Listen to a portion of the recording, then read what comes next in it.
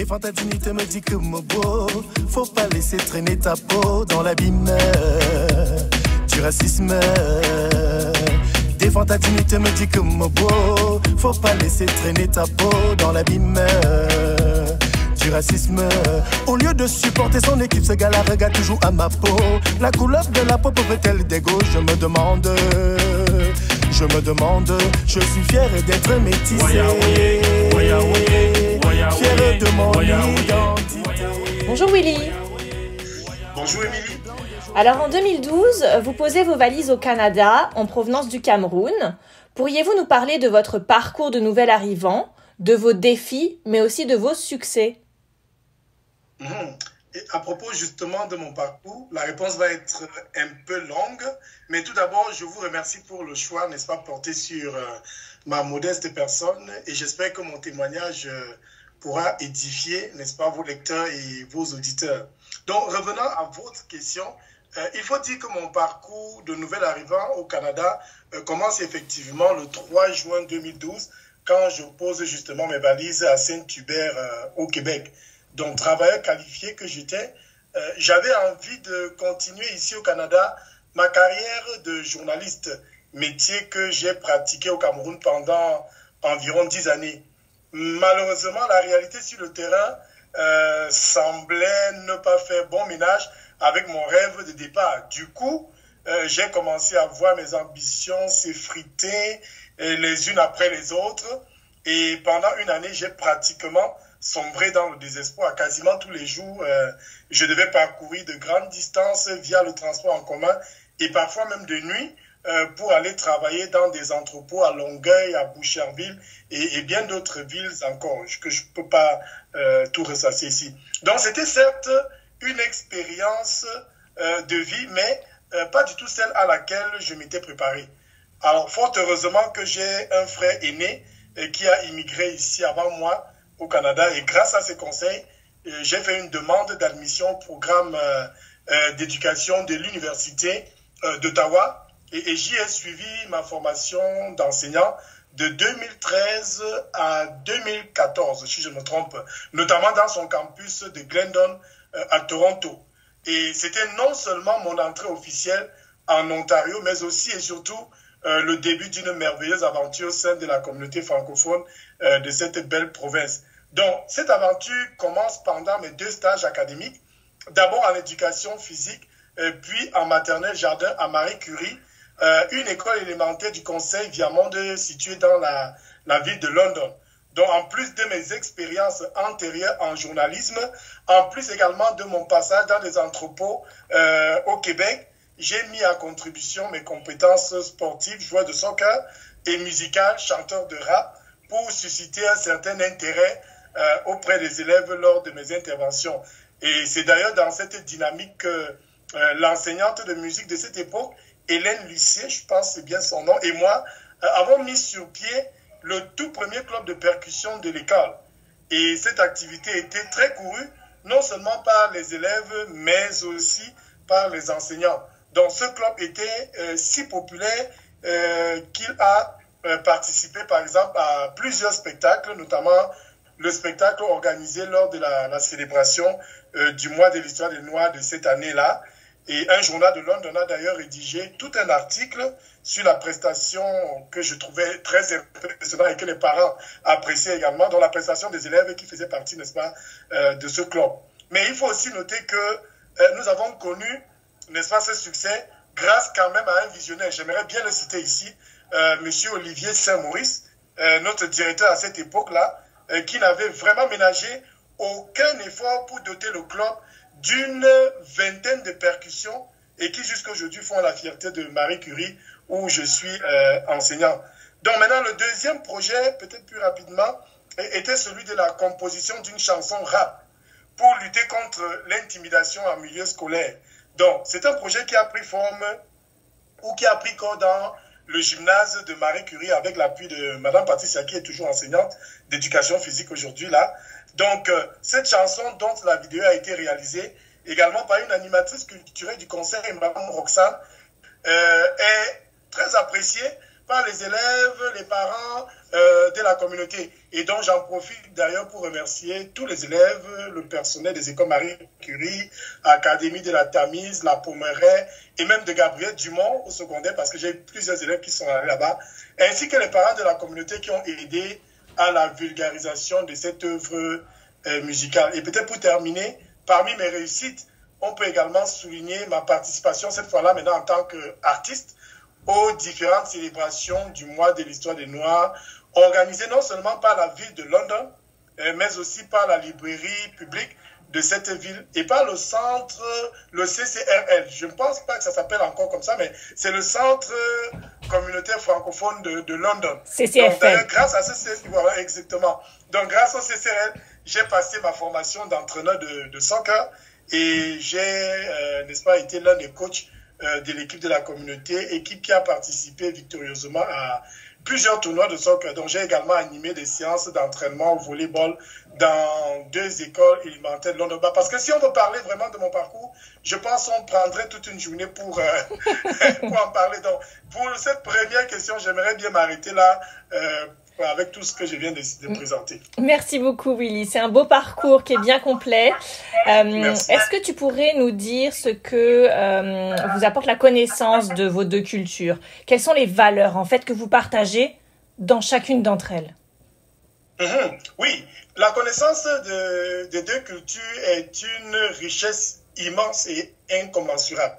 Déjà, le Canada est connu pour ses richesses naturelles, tout comme le Cameroun, qui est un pays en miniature. Une autre similitude, c'est bien le caractère bilingue des 2 pays, dont les langues officielles sont le français et l'anglais. Et à ce sujet, il faut dire que grâce au contact que j'ai avec la culture anglaise du Canada, ici en Ontario, j'ai considérablement amélioré mon expression en anglais. Ce n'est certes pas parfait là, mais je crois qu'il y a une nette amélioration et je continue, n'est-ce pas, à progresser. Donc maintenant, je constate aussi qu'au Canada, la liberté d'expression, la solidarité, la justice, l'entraide, l'intégration et la prise en compte des minorités visibles sont mises en exergue. Seulement, entre les 2 pays, il existe quand même un petit paradoxe, parce que pendant qu'au Canada, les francophones luttent pour valoriser et sauvegarder le français, au Cameroun, ceux qui s'expriment en anglais sont minoritaires et luttent pour la promotion réelle de cette langue sur toute l'étendue du triangle national. Donc, c'est à peu près ces éléments-là que j'ai pu, n'est-ce pas, rassembler en ce qui concerne la similitude et peut-être même des petites différences entre les 2 cultures que j'apprécie très bien. Vous êtes professeur au Conseil scolaire Viamonde, vous nous en avez parlé tout à l'heure un petit peu. Pourquoi est-ce que l'enseignement est important dans votre vie et qu'essayez-vous de transmettre à vos élèves? Alors, pour moi, l'enseignement, plus qu'un métier, est une véritable vocation. Parce qu'il est clair qu'au départ, bien qu'étant journaliste, j'étais déjà un enseignant et cela pouvait se voir dans la qualité pédagogique de mes émissions radiophoniques au Cameroun. Émissions dans lesquelles j'avais toujours, où j'essayais toujours de passer un message de transformation et où je mettais régulièrement en évidence des modèles et des valeurs de vie dans la société. Donc, j'ai pendant plusieurs années aussi animé des sessions de formation des journalistes sur la communication environnementale. Et donc, aujourd'hui, enseignant de 6e année, mon objectif pédagogique n'a pratiquement pas changé. Je continue à faire, n'est-ce pas, de mon mieux pour transmettre à mes élèves les connaissances théoriques et pratiques dans différentes matières, mais surtout, je leur donne du mieux que je peux, n'est-ce pas, des outils concrets pour se frayer un chemin dans la société, tout en restant eux-mêmes, en gardant, n'est-ce pas, leur identité avec toutes les valeurs que cela peut comporter. Je pense que c'est un parcours que je fais avec beaucoup de passion et aujourd'hui on peut dire qu'on n'est certes peut-être pas encore arrivé au sommet, mais je pense qu'on est sur le bon chemin et on voit chaque jour qui passe des transformations et un sourire sur le visage d'un élève parce que il a appris peut-être, il a décodé un concept, c'est pas mathématique ou bien de français à travers une stratégie différente que celle qu'il a l'habitude, n'est-ce pas, de côtoyer ou bien qu'il avait l'habitude de côtoyer au quotidien. Voilà à peu près. Alors, parlez-nous maintenant de votre deuxième passion, qui est la musique. Quelle place occupe-t-elle dans votre vie? Donc, ma passion pour la musique, d'abord, il faut dire, tire ses origines dans mon enfance. Donc, à l'âge de 3 ans déjà, je dansais dans un bar, dans un quartier, Dakar, voilà, qui est la capitale économique du Cameroun. Donc, mes prestations scéniques à cette époque rapportaient certes de modiques sommes d'argent, mais de l'argent qui permettait tout de même à ma maman d'arrondir, n'est-ce pas, ses fins de mois et de subvenir à quelques-uns de nos besoins, mes frères et moi. Donc, c'était à cette époque une vie de famille, je pourrais dire, monoparentale, car mon père toujours étant parti et ma maman, femme non scolarisée, n'est-ce pas, qu'elle était, devait se battre au quotidien pour, n'est-ce pas, nous mettre à l'abri du besoin élémentaire. Donc, ce qu'elle a d'ailleurs réussi, et j'en profite pour lui rendre, n'est-ce pas, cet hommage-là. C'est donc dans un tel climat social que ma passion pour la musique s'est développée. Je me cachais derrière, n'est-ce pas, des mélodies généralement mélancoliques pour exprimer mes frustrations d'enfance, mes déceptions d'adolescence face aux inégalités, aux injustices subies dans la société, mais aussi pour passer des messages d'espoir, de pardon, d'amour et puis même de solidarité. Et pour la petite révélation, c'est clair que la musique, depuis le début jusqu'à nos jours, m'aide à camoufler l'un de mes défauts, qui est la timidité. Mais qui est clair que mon objectif principal est d'utiliser, ça c'est clair, ça reste que mon objectif principal est d'utiliser, n'est-ce pas, la musique comme stratégie pédagogique pour rejoindre les intérêts de mes élèves. Et aujourd'hui, plusieurs de mes chansons, comme je l'ai dit tout à l'heure, sont quand même diffusées et connues dans certaines écoles en Ontario. C'est plus juste en somme d'abattre un seul homme. Combien d'hommes disparus qui un jour ont dit non. Dans la mort propice, leur corps s'évanouissent.